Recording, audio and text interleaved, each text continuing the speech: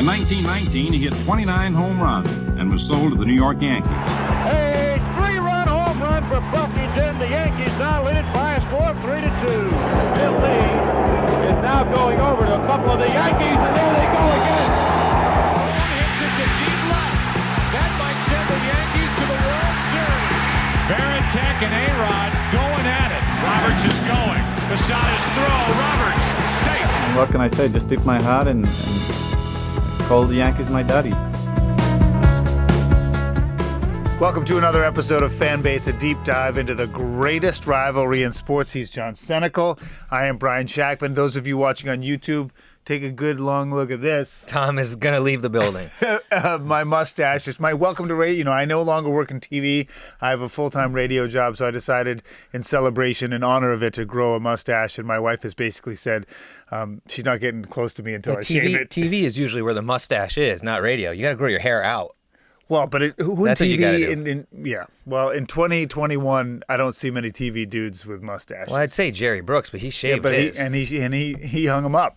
He hung up the microphone. But anyway, the mustache will be gone in a couple days, and I'm just reveling in it. It's not long enough to get food caught in it yet, which I'm kind of bummed about. But anyway, let's talk about baseball. Yankees, Speaking Red of coming Sox. up soon. Yes, we have spring training. So the Yankees report on Wednesday, February 17th. The Red Sox report on Thursday, February 18th. And full squad for everybody is February 22nd, slated to start the Major League Baseball season on April 1st. The question I have for you, John, is, my mindset isn't even close to being ready for baseball. And so I'm wondering, are you excited? Have you thought about it? Like, where's your head?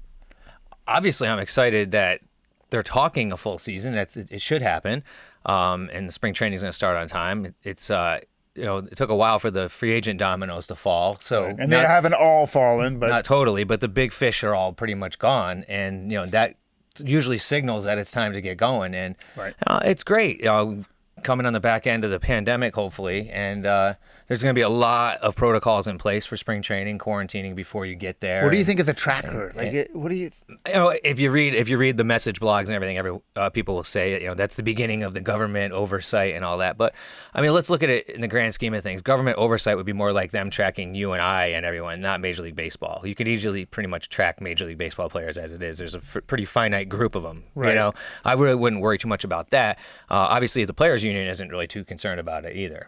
Well, listen, it's for one reason and one reason only, so people don't stray and get exposed. We're in Florida, which is the most laissez-faire state when it comes to COVID, so they just want to make sure nobody gets sick. That they're going to do it in Arizona, too, because that's a bad spot now, too, and there was actually talk that it wasn't going to happen. They were pushing back at first. And you can't bubble baseball. It's just too many players, and there's too many variables, and it's too expensive.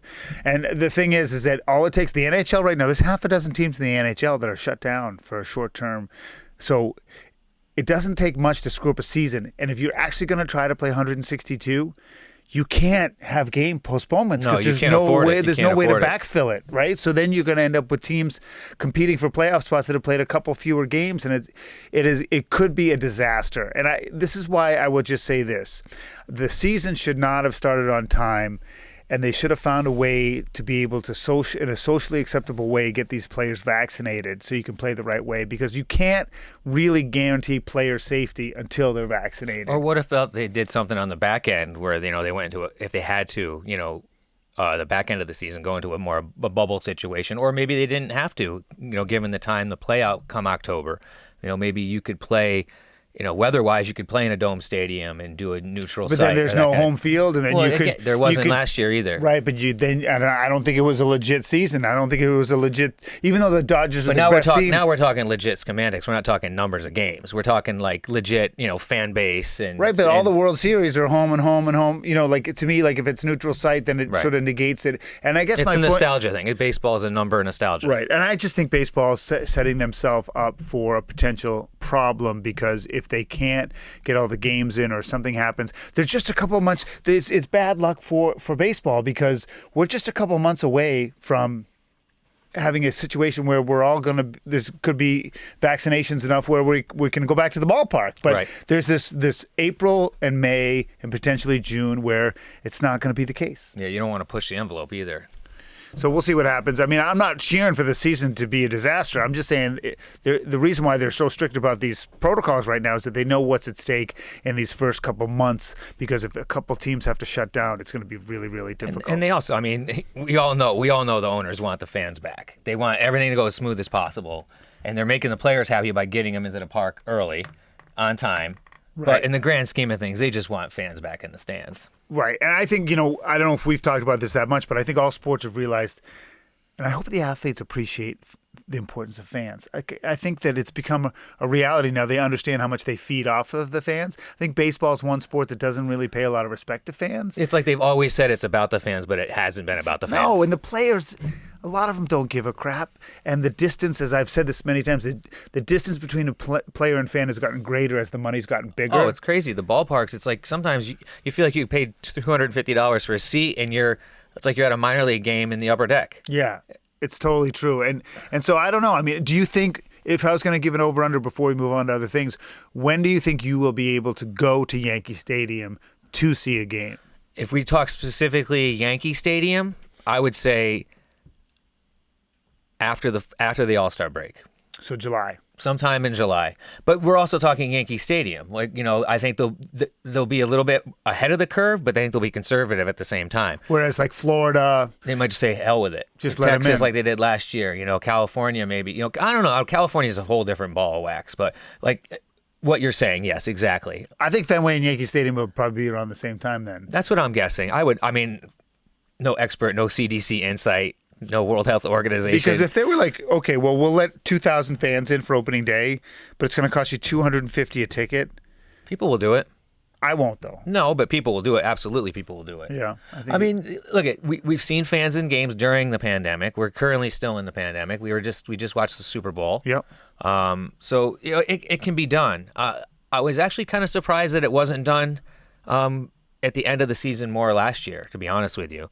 I think, some teams that probably could have done it probably said, heck with it, our season is lost anyways. But a team like the Yankees, I think they could have, weaseled their way in and got some fans into the stands. So he's John Senecal. I'm Brian Shackman. This is Fanbase, a deep dive into the greatest rivalry in sports. Let's quickly touch on free agents. Then let's quickly touch on Curt Schilling. And then let's talk about the trade that was made. We didn't talk about this before. The trade was made between the Yankees and the Red Sox. And you have some great nuggets for people out there in terms of the history of this stuff. But let's start with free agents. We've had a couple of shoes have dropped.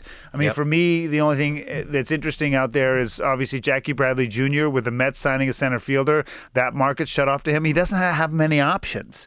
And so I feel a little bad for JBJ because he wants a good size contract, and I think he's probably going to get less than what he wants to stay in Boston. It's interesting, though. There's still a lot of money out there. Like, there's still money. The players are getting some interesting deals. But who's going to pay a 240 hitter who plays a good center field? Who's going to pay him $12 to $15 million a year? Milwaukee just paid a Gold Glove second baseman who hits 240 something, $14 million a year. Okay. But that's what I'm saying. Like, when you look at DJ LeMahieu's contract that he signed, like, Cashman has got to be sitting back like Mr. Scrooge. Right. Like, it's insane. That guy is getting $15 million a year when these other players, I mean, they're all getting good money still. Right. Some of them are getting less, but there is lots of money out there. I mean, Bauer just signed what? Was $45 million he's going to make the first year? Yeah, his AAV is something like that. It's insane. And it's funny because in one of our episodes, like 4 or 5 episodes ago, I just kind of threw out there Bauer was going to sign a 1-year deal with the Yankees for $45 million at the end. And he wound up signing a 3-year deal with Dodgers, basically an out clause every year. But it's 45 the first year, I believe, and 44 the second, and then whatever that round. So who's left? There's JBJ. You said off camera. You said Justin Turner, and there was one other good Kevin name. Millar. Pilar. Not Kevin Millar. Good Pilar. slip up. That's funny.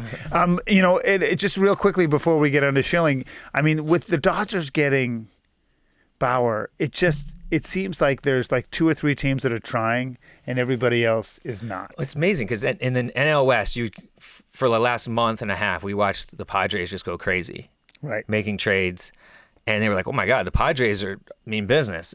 All along knowing that the Dodgers are going to be good, they're still good, right. And then the Dodgers go out and they get. Listen, the Padres could be the second best team in baseball and be a wild card team. Yeah. I mean, that's how good the Dodgers are. But it's just crazy that they'll go out and spend like that. And listen, Boston They're and New only York taking like a $7 million hit on the salary cap. That's nothing. If you think about that, what they got assembled right there, and they're not bringing back Turner as of now. I think they could win the World Series for the next 4 years. they could have done it without Bauer. You know what I mean? Well, they did do it. Yeah. So I mean, although I'm very interested to see what the Dodgers are like for 162. What I'm interested to see, according to when you talk about Bauer, is how is he going to be on a good team?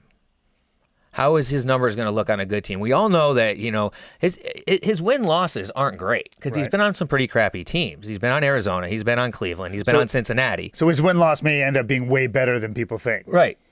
And he's only had really 2 good ERA years. 2018 when he was an all-star, right, and then just recently in a shortened season. Great pitcher, high strikeouts. Can he be even better? Is he going to win 20 games like it's nothing? Plus, he's going to the NL where he has one less decent hitter to face, and there won't be a DH as of now. So can he hit? Yeah. Well, I don't think it'll matter if he put hits. That on his social media channels. He'll have some fun with that. There's no doubt about it. Okay, let's talk quickly about Curt Schilling. He did not make the Hall of Fame. I'm shocked. Are you shocked? No. I mean, it's one of those things where. Are we supposed to separate out the person from the player and this and that? And we did. We talked about that once. And the already. thing about the steroid stuff is that with the steroid stuff, the guys are trying to sort of, they're sorry. They want to sort of rebuild their reputation. This is a different situation where Schilling is basically like, this is who I am. This is what I believe. That's free speech. Yeah, go. Put a sock in it. And then he said, take my name off the ballot for next year. Right. So I think this is where his personality and it's not about politics. It's the way he handles everything that is turning everyone off. And so. Well, Clemens did the same thing when his whole McNamee thing was going down. He came right out. That was years and years ago. And he's since gone radio. He doesn't get in people's faces about any of it. He just sort of has faded into oblivion, whereas Schilling is like, this is who I am. This is what I believe, and suck an egg. It's interesting, that whole little the circle of guys that were in front of Congress, really the only one that's kind of came out pretty squeaky clean was Mark McGwire. He's still in baseball. Because he's still employed. He accepted responsibility. Did he, though? He kind of, he did a little bit. He kind of glazed around it. Later on, he did kind of come out and say he did. And the only one in the grand scheme of things that ever told the truth was the guy who just took the biggest dive in history, Jose Canseco. Right. Well, he's the one who blew the lid off. Right. But the whole scandal. By the way, he took a dive in a boxing match, by the way, for like $1 million. It does go to show you that I mean there is forgiveness, but for a player like when the whole thing went down, Clemens came right out and was adamant and just was like oh, woe is me and I'm the victim. Right. No one forgot that. But see, that's okay. That's fun. But look where he is. And like Schilling, what he's done has nothing to do with baseball. And I don't think he's like a first ballot Hall of Fame guy anyway, because he doesn't have the numbers, but he has the postseason performance. Definitely has the postseason. But honestly, though, what does it really mean to any of these players if they don't make the Hall of Fame? That's what it means to them. That's their legacy. Right. And the older they get, the more it matters to them. And that's why some of this false sincerity comes back into play. And I don't know. You know where I stand on the steroid era. I'm using most baseball people think, who cares about the steroids? They all did it. These guys are great players anyway. Let them all in. Schilling, I think it's his own issue. Like I don't care if he believes in who politically he believes. That's not the point. Like I don't care what his political beliefs are. He could be as pro-Trump as whatever, and I would embrace him in the Hall of Fame. I just think he's handling it in a way that just doesn't work for people. Is he just saying this because he knows he's like, screw, I know I'm not getting in, so I might as well just be preemptive and be like, you know what, leave me off. If he did the charm offensive, kept his politics to a more moderate level, I think he would have had a fighting chance. But I think he's going to stay on the ballot, and I don't think he's going to get in. But maybe 20 years when he's old and decrepit, they'll get him on. That was my Veterans next Committee. question for guys like him and Bonds and Clemens. They only have one more year. So they'll get in someday. Will they get in someday? Yeah, I do think so. Do you think, eventually I feel like the Hall of Fame is going to get revamped as far as the voting process. They got to change it. If people whine long enough, eventually something will get done. You have to at some point change. I don't know. I didn't like putting a guy on second base in extra innings, but it looks like that's going to be here to stay too. So, they'll have to adapt it, but this whole consistency of errors and consistency of statistics is a bit of a problem. But I think ultimately once people feel like Bonds and Clemens have suffered enough and haven't been able, I think for Clemens, like the fact that he can't financially capitalize on being a Hall of Famer, right. I think eventually it'll sort of take its toll to say he paid his debt to society. I'm sure he'll do some sort of mea culpa, and then the Veterans Committee will let him in. I mean, the one thing that these guys have going for them over like a Pete Rose is they made a ton of money while they were playing. Right. Pete Rose didn't make a lot of money while he was playing. Like Clemens and Bonds don't need money. And Pete Rose probably gambled a lot of his money away. Right. You know, those guys, these guys don't need the money. That is true. No, it means more to them to see their name on there, and for the next 100 years or 50 years or whatever after they're dead, for people to see that. Yeah, the Hall of Fame conversation is getting a little silly for me. I just think that the Schilling thing, he just made it too much about him. He's a dope. And I'd rather move on. All right, John, Senecal, Brian Chapkin, Fanbase, a deep dive into the greatest rivalry in sports. Let's talk about this trade between the Yankees and the Red Sox, because you did a bit of a deep dive. It doesn't happen often. Yeah, so give us a couple nuggets on the history of these trades. We all know the most famous one. It really wasn't a trade. It was a sale, and that was Red Sox, Yankees, 1919, Babe Ruth. So, but other than that, I mean, there is not a lot to talk about as far as names-wise. We have 2014, the Yankees got Stephen Drew, and they gave up Kelly Johnson. Okay? That's a nobody deal. The biggest Stephen Drew, the biggest claim to fame is his brother's it's JD. 1918, not 19. 19 was the Black Sox. Right? No, they got him in 1919. They sold him in 1919? Yeah. Remember the Red Sox won their last World Series in 1918. Oh, that's right. Yeah. You're right. So, not last one, but you know. The one that before the curse of the Bambino. The one everyone hung on to forever. For so long. So then before 2014, that was Stephen Drew and Kelly Johnson. Before 2014, we got 1997, which was Randy Braun and Mike Stanley to the Yankees for Tony Armas Jr. and Jim Mercer. Mike Stanley. But Mike Stanley, who got Stanley? Yankees got Stanley. Yeah, and he played for a while. Played for a while, but I mean, nothing really to write home about. No batting gloves. That's what stands out. He didn't wear batting gloves. 94, Yankees get Scott Bankhead, and they send Cash to the Red Sox. Nothing like Cash and Babe Ruth. Bankhead was a decent pitcher. Didn't pan out like the Cash for Babe Ruth. No. 86, Yankees get Mike Easler for Don Baylor. That's a big deal. Right. And because Baylor, I loved. I wonder how many times he got hit by a pitch for the Red Sox. A lot. Well, he was the all-time leader. So and that was hit by 86 though. So Baylor was two guys I liked, and Easler came back to the Red Sox later as a hitting coach too. I wonder what part of the career Baylor was at there. Late. Oh, he was late. So that's late not stage. such a great deal for the Red Sox. Baylor, great player, but not such a great deal because he's toward the back end of his I think career. he was there to fill out the 25-man. I don't think he was there to start, but he was definitely like a positive presence. You know, they didn't win the World Series, obviously. We all know what happened, but I think he was more positive than negative when it came to contributing to that team. Much bigger name than Stephen Drew, Kelly Johnson. Yeah, that's a big. I didn't know that. I forgot about that trade. I didn't Not know so much. about that. It might not be cash, depending how much cash there is. That trade in 1983 or 2 would have been a bigger deal, but still, that's two big names. And then we got, this is probably the most interesting one, is 1972. The Yankees get Sparky Lyle at the age of 27. Oh, young Sparky from the Red Lyle. Sox for Danny Cater and Mario Guerrero.